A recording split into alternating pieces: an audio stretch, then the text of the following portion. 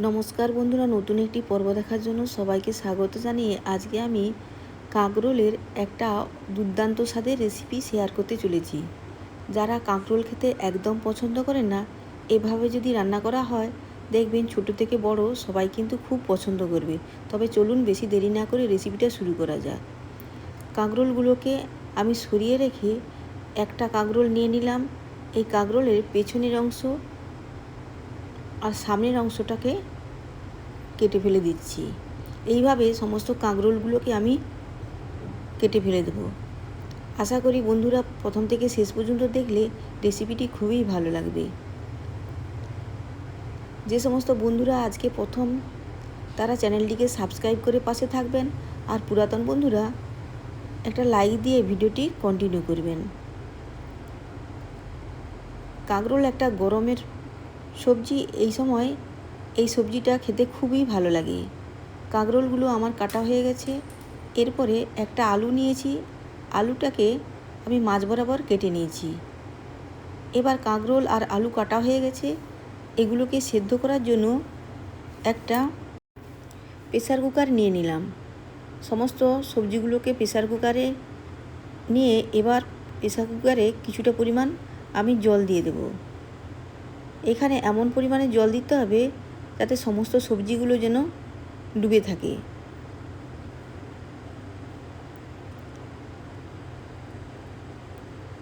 আমার জল দেওয়া হয়ে গেছে। এবার প্রেসার কুকারের ঢাকনাটাকে ভালো করে লাগিয়ে নিচ্ছি। সেদ্ধ হওয়ার জন্য গ্যাসের উপরে বসিয়ে দিলাম। একটা সিটি দিয়েই তবে কিন্তু আমি এটাকে নামিয়ে নেব। খুব বেশি সিটি দেওয়া যাবে না, আর খুব বেশি সেদ্ধ করা যাবে না। একটা সিটি দিয়েছে। এবার আমি প্রেসার কুকারটাকে নামিয়ে নিয়েছি। প্রেসার কুকারটা ঠান্ডা হওয়ার জন্য অপেক্ষা করার পরে প্রেসার কুকারের ঢাকনাটা খুলে নিয়ে এবার সমস্ত সবজিগুলোকে একটা একটা করে নামিয়ে নিচ্ছি। আপনারা এই সবজিগুলোকে কড়াইতেও সেদ্ধ করতে পারেন, তবে খুব কম সময়ে সেদ্ধ করার জন্য আমি প্রেসার কুকারেই সেদ্ধ করে নিয়েছি। এবার এই সবজিগুলোকে ঠান্ডা করার পরে সবজিগুলোকে আমি কেটে নেব। সমস্ত সবজিগুলো আমার ঠান্ডা হয়ে গেছে। এবার কাঁকরোলটাকে নিয়েছি, একটা ছুরির সাহায্যে 4 পিস করে নেব।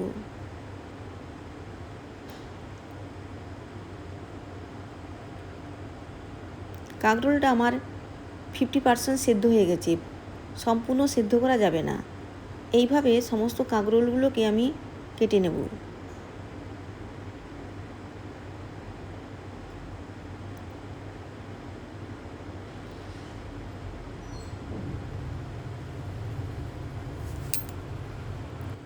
কাঁকরোলগুলোকে খুব বেশি ছোট করে কাটা যাবে না, এইভাবে 4 পিস করে কেটে নিতে হবে। কাঁকরোলগুলো আমার কাটা হয়ে গেছে একটাই বলে আমি তুলে নিলাম। এরপর আলুর ছালটাকে ভালো করে ছাড়িয়ে আমি আলুটাকেও পিস করে নেব।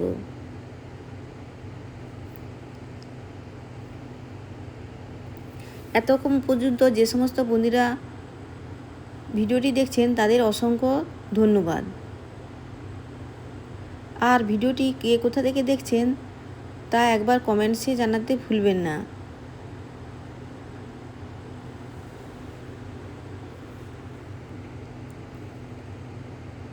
আলুটা আমার ছাড়ানো হয়ে গেছে। এবার আলুটাকে আমি 2 পিস করে নিলাম। অন্য আলুটাকেও আমি ওইভাবে ছাল ছাড়িয়ে পিস করে নেব। অন্য আলুটারও ছাল ছাড়ানো হয়ে গেছে। এই আলুটারও আমি ভালো করে পিস করে নিলাম। আমি 4 পিস আলু নিয়েছি। এবার কাঁকরোলের কাছে রেখে দিলাম। এবার এগুলোকে ভেজে নেওয়ার জন্য গ্যাসের কাছে চলে এলাম। আগে থেকে গ্যাসের উপরে একটি কড়াই বসানো ছিল। কড়াইটা গরম হওয়ার পরে পরিমাণ মতো দিয়ে দিলাম সরষের তেল। সরষের তেলটা যতক্ষণ না পর্যন্ত গরম হচ্ছে ততক্ষণ আমাদের অপেক্ষা করতে হবে। সরষের তেলটা গরম হয়ে গেছে। এরপরে আমি কাঁকরোলগুলোকে দিয়ে ভালো করে ভেজে নেব। সমস্ত কাঁকরোলগুলো দেওয়া হয়ে গেছে। এরপরে খুন্তির সাহায্যে ভালো করে মিশিয়ে নিতে হবে, যাতে সমস্ত কাঁকরোলের গায়ে তেলটা ভালো করে লেগে যায়। এতে কি হবে, কাঁকরোলটা খুব তাড়াতাড়ি ভাজা হয়ে যাবে। এদিকে আমি একটা মশলা তৈরি করে নেব। বাটিতে কিছুটা পরিমাণ জল নিয়েছি, এতে দিয়ে দিলাম পরিমাণ মতো হলুদের গুঁড়ো, আর দিয়ে দেব জিরের গুঁড়ো, আর পরিমাণ মতো লবণ। এখানে কিছুটা পরিমাণ আমি কাশ্মীরি লঙ্কার গুঁড়ো দিয়েছি, সেটা তুলতে ভুলে গেছি। এবার সমস্ত কিছু মশলা ভালো করে মিশিয়ে নিচ্ছি।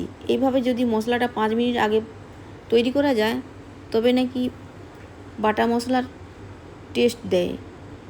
এবার এদিকে কাঁকরোলগুলো আমার ভালো করে ভাজা হয়ে গেছে।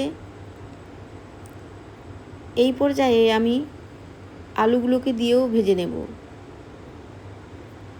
আলুগুলোকে আমি দিয়ে দিলাম পরিমাণ মতো হলুদের গুঁড়ো, আর দিয়ে দেব সামান্য পরিমাণ লবণ। এবার এগুলোকে দিয়ে ভালো করে নেড়েচেড়ে সুন্দর করে কষিয়ে নিতে হবে। এই সময় গ্যাসের বার্নারটা লো টু মিডিয়ামে রাখতে হবে।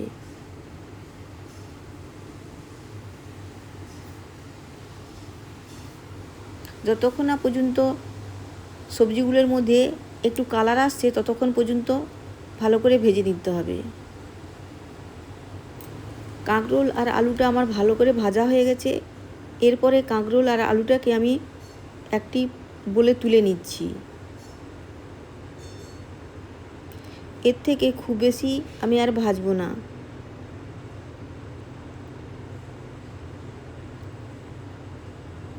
কাঁকরোল আর আলু তোলার পরে ওই তেলেই আমি দিয়ে দেব কিছুটা পরিমাণ ফোড়ন। ফোড়নে দিয়ে দিলাম কিছু জিরে, আর দিয়ে দিলাম একটা শুকনো লঙ্কা। এরপরে দিয়ে দেব একটা তেজপাতা টুকরো টুকরো করে। এবার দিয়ে এই সমস্ত মশলাগুলোকে ভালো করে ভেজে নিতে হবে, যতক্ষণ না পর্যন্ত এখান থেকে একটা সুন্দর স্মেল বেরোচ্ছে। আবারও কিছুটা পরিমাণ তেল দিয়ে দিলাম। আমার তেলটা একটু কম মনে হচ্ছিল, সেই জন্য একটু তেল দিয়ে দিলাম। দিয়ে আবারও ভালো করে সমস্ত মশলাগুলোকে নেড়ে চেড়ে নিচ্ছি। এই পর্যায়ে একটা কুচনো টমেটো দিয়ে দিলাম। টমেটো দেওয়ার পরে সমস্ত কিছু ভালো করে কষিয়ে নিতে হবে।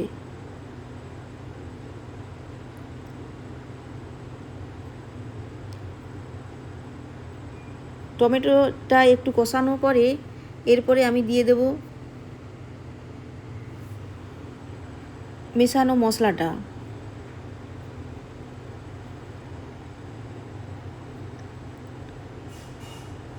মেশানো মশলাটা আমি দিয়ে দিলাম। মশলা দেওয়ার পরে ভালো করে নেড়ে চেড়ে হাই ফ্লেমে কষিয়ে নিতে হবে। এই পর্যায়ে দিয়ে দিলাম ঝালের জন্য কয়েকটা কাঁচা লঙ্কা। মশলাটা আমার অনেকটা কষানো হয়ে গেছে। এরপরে আমি সমস্ত সবজিগুলো দিয়ে দিলাম। সবজিগুলো দিয়ে ভালো করে নেড়ে চেড়ে সুন্দর করে কষিয়ে নিতে হবে, যাতে সমস্ত সবজির মধ্যে মশলাগুলো ভালো করে ঢুকে যায়। এই সময় গ্যাসের বার্নারটা মিডিয়াম টু হাইতে রাখতে হবে। ভালো করে কষানোর জন্য ঢাকনা চাপা দিয়ে দিলাম। আর এই সময় গ্যাসের ফ্লেমটা মিডিয়ামে রাখতে হবে। মিডিয়াম রেখে 2 থেকে 3 মিনিট কষিয়ে নেওয়ার পরে ঢাকনাটা খুলে নিয়েছি। দেখুন মশলা থেকে কেমন সুন্দর তেল ছেড়ে দিয়েছে। মশলাটাও আমার সুন্দর করে কষানো হয়ে গেছে, সবজিটাও কষানো হয়ে গেছে।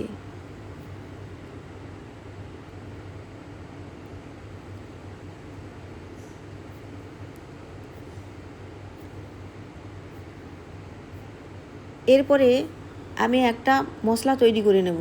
এখানে দিয়ে দিলাম কয়েকটা ভেজানো কাজু বাদাম, 2 চামচের মতো ভেজানো গোবিন্দভোগ চাল। এগুলো দিয়ে ভালো করে একটা পেস্ট বানিয়ে নিলাম। পেস্ট আমার তৈরি হয়ে গেছে। এবার আমি একটি বলে তুলে নিলাম। এটা যদি দেয়া যায় তরকারিটা দুর্দান্ত স্বাদের হয়ে থাকে। এত সুন্দর গন্ধ দেয় যে এতেই এক থালা ভাত খাওয়া হয়ে যাবে। এদিকে মশলাটা রেখে দিয়ে আমি সবজিটাকে ঢাকনা খুলে নিয়েছি। দেখুন কত সুন্দর কষানো হয়ে গেছে। সবজিটা আমার সুন্দর করে কষানো হয়ে গেছে। দেখলাম আলুটাও সেদ্ধ হয়ে গেছে। এই পর্যায়ে আমি দিয়ে দেব পরিমাণ মতো জল।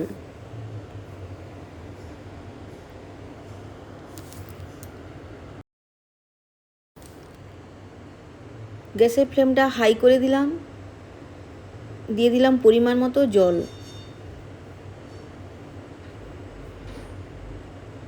এখানে সবজিটা আমি খুব বেশি জল রাখবো না, সেই জন্য আমি 1.5 বাটি মতো জল দিয়েছি। আপনারা যদি এটাতে ঝোল রাখতে চান তবে এর থেকে আরও একটু বেশি করে জল দিতে পারেন। এবার জল দেওয়ার পরে ভালো করে নেড়েচেড়ে হাই ফ্লেমে ঢাকনা চাপা দিয়ে রান্না করে নেব 3 থেকে 4 মিনিটের মতো। 3 থেকে 4 মিনিট পরে ঢাকনা খুলে নিয়েছি। দেখুন তরকারিটা আমার অনেকটাই রেডি হয়ে গেছে। এরপরে দিয়ে দেব কাজু বাদাম আর গোবিন্দভোগ চালের পেস্টটা। এটা যদি দেয়া যায় তরকারি দুর্দান্ত স্বাদের হয়ে থাকে। এরপরে আমি ভালো করে নেড়েচেড়ে সমস্ত কিছু সুন্দর করে মিশিয়ে নিচ্ছি।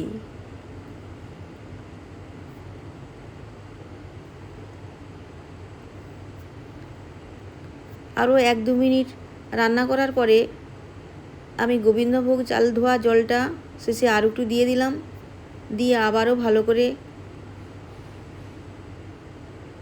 নেড়েচেড়ে 1-2 মিনিটের মতো রান্না করে নিলেই আমার কাঁকরোলের রেসিপিটা সম্পূর্ণরূপে তৈরি হয়ে যাবে।